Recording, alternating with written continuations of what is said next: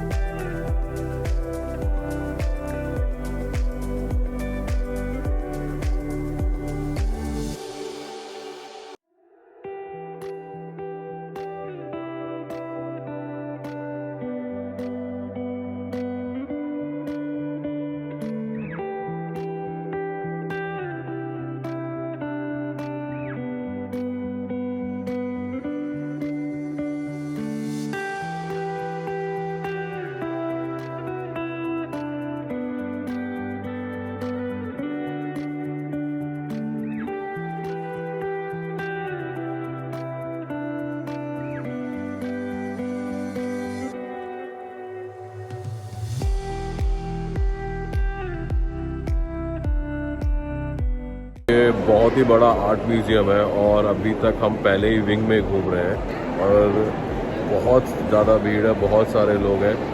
तो आप देख सकते हो मेरे पीछे। अभी फ़िलहाल हम पेंटिंग वाले रूम्स में घूम रहे हैं पर हर एक रूम में ऐसी ही भीड़ है। तो अगर आप यहाँ आ रहे हैं तो कोशिश करो कि आप जो पहला स्लॉट है 9 बजे का उसी में ही आ जाओ। हम 11 बजे के वाले स्लॉट में आए हैं लेकिन बहुत ज़्यादा भीड़ है भाई, बहुत भीड़ है। फ़ोटोज़ और वीडियोस के लिए तो एकदम माथा पच्ची ही है। तो अभी हम एक और इस हॉल में हैं और यहाँ पे जो ये पेंटिंग्स हैं ये बहुत ही पुरानी है। 13th सेंचुरी की ये पेंटिंग्स हैं। और मैंने यहाँ पे एक और चीज़ ऑब्ज़र्व की कि यहाँ का जो इस रूम का जो टेम्परेचर है वो थोड़ा कम है, थोड़ा ठंड लग रही है। तो अभी हम जिस रूम में हैं यहाँ पे जो सारी पेंटिंग्स आप मेरे पीछे देख रहे हो ये सभी वुड पैनल पे बनी हुई है और बहुत ही पुरानी पेंटिंग है। तो इससे पहले रूम में 13th सेंचुरी की पेंटिंग थी और इसमें तो 14th और 15th सेंचुरी की पेंटिंग्स हैं।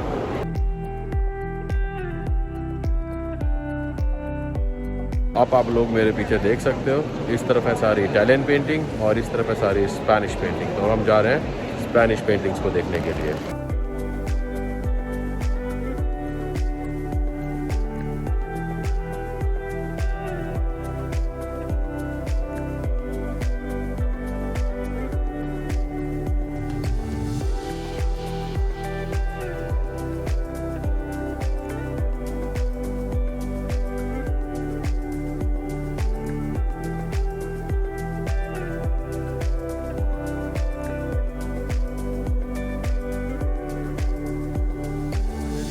में आ गए जहाँ पे मोनालिसा की पेंटिंग है, और इस म्यूज़ियम का जो मेन अट्रैक्शन है वो मोनालिसा की पेंटिंग ही है।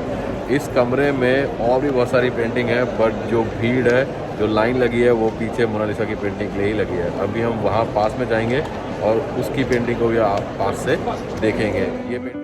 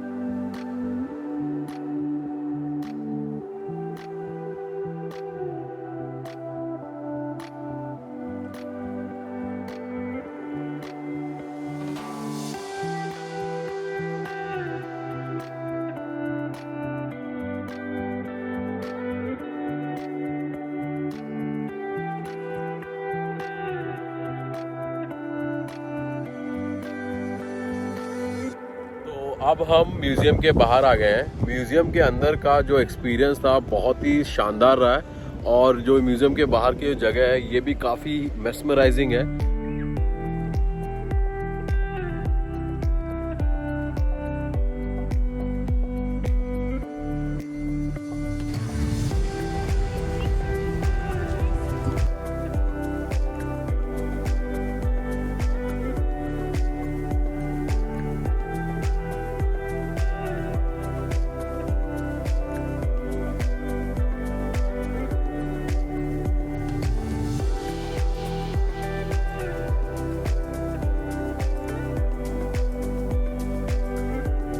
अभी हम लूवरे म्यूज़ियम के सामने जो गार्डन है ट्यूलिरेस, उस गार्डन में बैठे हुए हैं और काफ़ी थक गए तो कॉफ़ी पी रहे हैं। और आप हमारे पीछे यहाँ देख सकते हो, ये गार्डन बहुत ही बड़ा गार्डन है। लूवरे म्यूज़ियम में इतना चलने के बाद ये गार्डन बहुत ही सही है। आराम से यहाँ आइए, कॉफ़ी लीजिए और बैठ के आराम से नज़ारों को एंजॉय करो।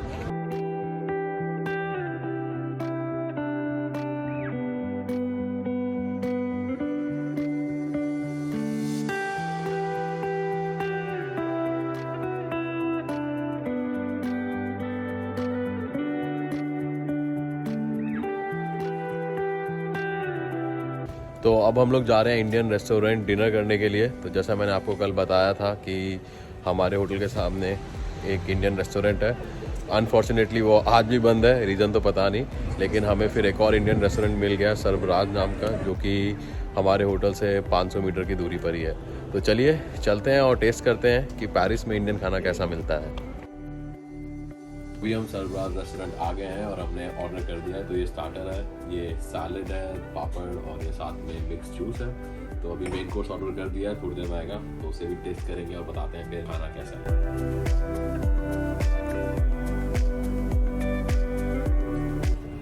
तो दोस्तों डिनर हमने कर लिया है और खाना बहुत ही टेस्टी था। सही बताऊं तो एकदम ऑथेंटिक इंडियन खाना था। इतना तो मैं एक्सपेक्ट नहीं कर रहा था। इनफैक्ट जर्मनी में भी हमने काफ़ी जगह इंडियन खाना खाया, पर कभी इतना ऑथेंटिक खाना खाने को मिला नहीं। तो जो रेस्टोरेंट है उसका नाम है सर्वराज। आप लोग अगर कभी भी पेरिस आएँ तो इस रेस्टोरेंट पे इंडियन खाना ज़रूर खाएं। एकदम ऑथेंटिक इंडियन खाना है और मतलब मैं क्या ही बोलूँ, मुझे तो इंडिया की याद आ गई। बताओ ईशा, तुम्हें कैसा लगा? काफ़ी अच्छा लगा मुझे भी, और मैंने कुछ पैक भी करवाया है मेरे लिए। तो ये हलवा पैक कराया ईशा ने अपने लिए शाम के लिए। शाम की अब तो रात हो रही है। तो बहुत ही अच्छा खाना है, बहुत ही टेस्टी खाना था, बहुत ही टेस्टी। तो अगर आप आते हैं यहाँ पेरिस तो इस रेस्टोरेंट पे तो ज़रूर ही आएँ। आज का दिन अच्छा रहा है और अब हम फाइनली होटल वापस आ गए हैं। तो चलिए मैं आज के दिन का एक्सपीरियंस आप लोगों के साथ शेयर करता हूँ। तो सबसे पहली बात, क्योंकि कल हम काफी थके हुए थे, इसीलिए आज हम थोड़ा लेट उठे। उठना था हमें सुबह के 8 बजे, बट हम उठे हैं 9:30 बजे। और जो हमारे म्यूजियम की जो एंट्री टाइम था वो था सुबह के 11 बजे। तैयार होने में भी काफी टाइम लग गया, जिसकी वजह से हम भाग भाग के म्यूजियम पहुंचे हैं। हमारा प्लान तो ये था कि लोकल मेट्रो यूज करके म्यूजियम तक जाया जाए, लेकिन क्योंकि टाइम काफी कम बचा था तो इसीलिए हमने टैक्सी की और डायरेक्ट टैक्सी से ही म्यूजियम गए। होटल से म्यूजियम की दूरी लगभग 2.5 किलोमीटर है, तो ज्यादा तो नहीं थी, बट फिर भी हम इतना लेट हो चुके थे कि अगर हम टैक्सी नहीं लेते तो हम टाइम पे नहीं पहुंच पाते। अगली बात यह है कि मुझे रियलाइज हुआ कि मैंने आप लोगों को जो टिकट का जो प्राइस है वो तो बताया ही नहीं। तो म्यूजियम का जो एंट्री टिकट का प्राइस है वो है 17 यूरोज पर पर्सन, और आप इसे ऑनलाइन बुक कर सकते हैं। और आपको साथ ही साथ एक टाइम स्लॉट चूज करना पड़ता है कि आप किस टाइम स्लॉट में म्यूजियम पे पहुंचेंगे। म्यूजियम का जो टाइम है वो सुबह 9 बजे से लेके शाम के 4:30 बजे तक है, तो आप कोई भी टाइम स्लॉट ले सकते हैं। मेरा यहाँ पे आप लोगों को रिकमेंडेशन ये है कि आप सुबह 9 बजे का ही टाइम स्लॉट बुक करें। उसका सबसे बड़ा रीजन ये है कि बहुत लोग आते हैं म्यूजियम देखने, तो आप जितना लेट टाइम स्लॉट बुक करेंगे समझ लीजिए उतनी ज्यादा भीड़ होगी और फोटो और वीडियो बनाने में काफी तकलीफ होने वाली है। और जब तक आप म्यूजियम के अंदर रहेंगे आपको मास्क लगा के रखना है। और सबसे जरूरी बात, जो म्यूजियम है मैंने उसको थोड़ा अंडर एस्टिमेट किया था। मुझे लगा था कि 2-3 घंटे में कवर हो जाएगा, बट ऐसा नहीं है।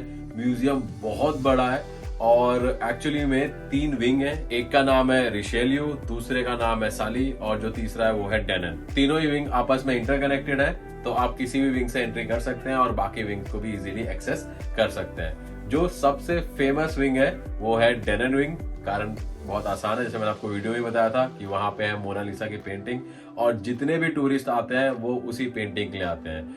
आपने वीडियो में ही देख लिया है कि जिस रूम में मोनालिसा की पेंटिंग रखी हुई है वहां पे सिर्फ उस पेंटिंग को देखने के लिए लंबी सी लाइन लगी हुई थी, और उस रूम में जो बाकी पेंटिंग्स थी उस पे इतनी भीड़ थी ही नहीं। मोनालिसा की जो पेंटिंग है वो बहुत ही अच्छी है, लेकिन जब आप उसे पहली बार देखोगे तो जो पहला इंप्रेशन आता है वो ये आता है, यार ऐसा क्या खास है इस पेंटिंग में। क्योंकि एक पोर्ट्रेट छोटी सी पेंटिंग है, आपने वीडियो में ऑलरेडी देख ही लिया है, लेकिन अब वो इतनी खास है तो है। मुझे भी थोड़ी क्यूरियोसिटी हुई क्योंकि उस पेंटिंग को एक्चुअली पूरी एक वॉल पे लगाया हुआ है, और वो पेंटिंग जो है वो एक बुलेट प्रूफ ग्लास के पीछे है। तो ये जो 3 विंग्स हैं इनके टोटल 5 फ्लोर हैं, 2 फ्लोर ऊपर और 2 फ्लोर नीचे। तो अगर आप ये म्यूजियम घूमने आ रहे हैं तो इस बात का ध्यान रखिएगा कि ये 2 या 3 घंटे म्यूजियम कवर नहीं होगा। इनफैक्ट हम लोग 5 घंटे म्यूजियम के अंदर थे, फिर भी हम सब कुछ कवर नहीं कर पाए।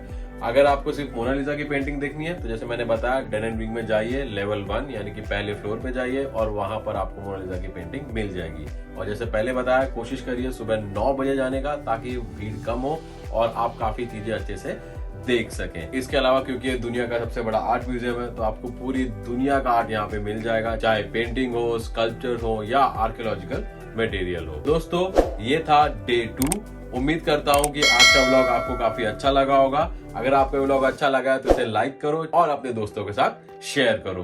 कल हम पेरिस की एक और जगह को एक्सप्लोर करने वाले हैं, तो चलिए मिलते हैं कल। जय हिंद।